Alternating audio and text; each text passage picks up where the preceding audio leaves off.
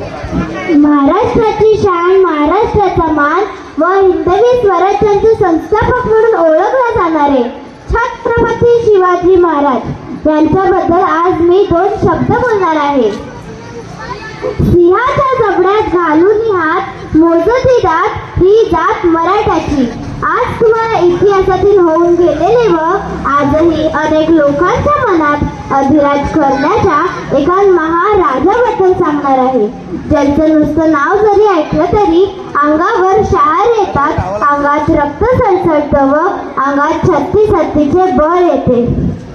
असा एक वीरपुत्र ज्याने स्वराज्याचा पाया रचला. शिवजन्मपूर्वीच्या महाराष्ट्राच्या भूमीवर अनेक सत्ता धुमाकूळ माजवत होते. कुतुबशाही, निजामशाही यांसारखे अनेक सत्ता त्या महाराष्ट्राच्या भूमीवर धुमाकूळ माजवत होते. लाखो मराठा सैनिक मुघलांच्या कैदेत मारले जात होते. स्त्रियांची अब्रू लुटली, शेतकऱ्यांचा कोणी कैवारी नव्हता.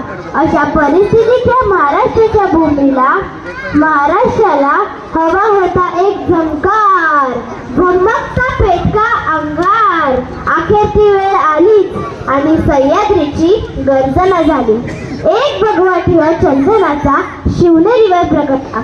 शिवनेरीवर एक तारा चमकला आणि जिजाऊच्या पोटी एका सिंहाचा जन्म झाला. 19 फेब्रुवारी 1630 रोजी शिवनेरी किल्ल्यावर महाराजांचा जन्म झाला. वयाच्या 16व्या वर्षी महाराजांनी स्वराज्याची सूत्रे आपल्या हाती घेतली. परस्त्रीला आई समान मानणारे, शेतकऱ्यांवर जीवापाड प्रेम करणारे असे फक्त आणि फक्त माझे राजे होते. हवा वेगाने नव्हती, हव्यापेक्षाही त्यांचा वेग होता. हवा वेगाने नव्हती, हव्यापेक्षाही त्यांचा वेग होता. स्वराज्य निर्माण करण्याचा इरादा त्यांचा नेक होता. स्वराज्य निर्माण करण्याचा इरादा नेक होता. जगणारे ते मावळे होते, जगवणारा तो महाराष्ट्र होता. जगणारे ते मावळे होते, जगवणारा तो महाराष्ट्र होता. स्वतःच्या कुटुंबाला विसरून प्रत्येकी मायेप्रमाणे काळजी घेणारा फक्त आणि फक्त माझा शिवबा होता. फक्त आणि फक्त माझा शिवबा होता.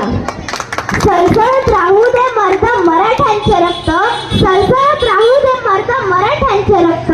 आम्ही फक्त आणि फक्त शिवरायांचे भक्त, फक्त आणि फक्त शिवरायांचे भक्त. विजेप्रमाणे तलवार चालवून गेले, निगड्या छातीने हिंदुस्थान हलवून गेले. वाघ नखाने अफजल खानाचे चितड्या फाडून गेले. स्वर्गात गेल्यावरही देवांनी त्याला झुकून मुजरा केला. असा एक राजा या महाराष्ट्रात होऊन गेले. छत्रपती शिवाजी महाराज की जय. जय भवानी, जय शिवराय. धन्यवाद.